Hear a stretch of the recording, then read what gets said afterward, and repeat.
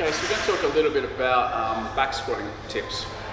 So a common mistake I start to see with people back squatting is just like gripping the bar and being a little bit too relaxed in the upper body. So you got to remember that the force is coming from the floor, we're pushing through the floor, the force is traveling through our body, through our core, into the shoulders, into the bar to help lift the bar up. So if we're not bracing and we're not nice and tight through our core, and we're not nice and tight through our upper body, we start to leak energy, okay? So the force is not being pushed into the bar, or 100% of the force is not being pushed. So we've got to learn to get a little bit tight and make sure we're nice and strong and that force can transfer through. So if you've watched my videos about pull-ups, I always talk about the pinky knuckle going on top of the pull-up bar because it helps to activate the lats. So I'm the same when I do my back squat. I want to make sure I'm sitting the knuckles on top of the bar. A lot of people grab the bar here with the knuckles pointing this way, and then you see when they unrack the bar, they have this bend in the wrist, okay? This is not a healthy position for the wrist. It's also not a strong position for me to get my lats nice and tight. If I change the grip, knuckles are now on top of the bar, set the bar up, pull down on the bar nice and strong.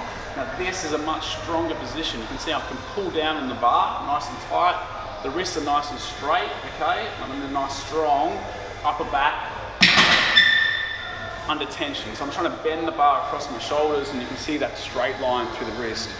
Now to do this, I need good external rotation. If you're tight through the shoulders and you don't have the external rotation, it's really hard to get that position.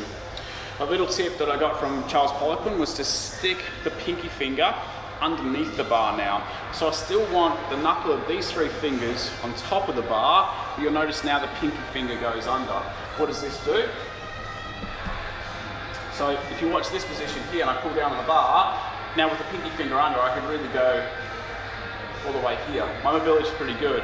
But for those people who are a little bit tight to the shoulder, just by putting the pinky finger under, you're going to get enough rotation that hopefully you can get that wrist straight, okay? You need to work on sort of stretching this out, some soft tissue work in the rotator cuffs, in the tricep, in the lat, and then you'll be able to get pinky knuckle over, and that'll be even stronger again.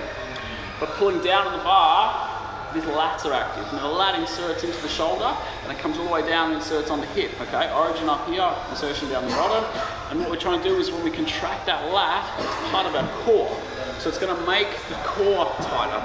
So now I've got tension in the upper back, and we've got tension running down the side of the body there, okay? We're nice and strong now in those positions. Now we want to also think about our breathing. A lot of people take a deep breath, you see them all the time, so they get set up for a squat and it's like, and they lift the chest. They're breathing in through their mouth and they're lifting the chest. Now what they're doing is they're making their base smaller.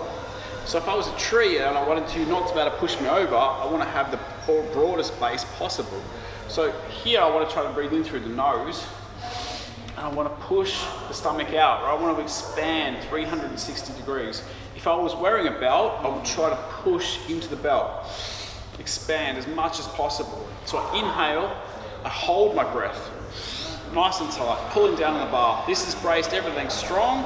And then I sit down into my squat, holding the breath. Now as I come up, I can start to exhale. And then I'm ready to breathe in again at the top. In the top position, we're locked out. The weight sits on the skeletal system. I can relax here, I can breathe. But as soon as I start to set myself and bend, and the joints are off lock, now the weight is on the muscular system. So the midline better be nice and tight there, okay? So they're my tips for the back squat. So this position, nice strong grip, pulling down on the bar, straight wrists, nice and strong. We sit back, we think about our breathing. Nice and tight.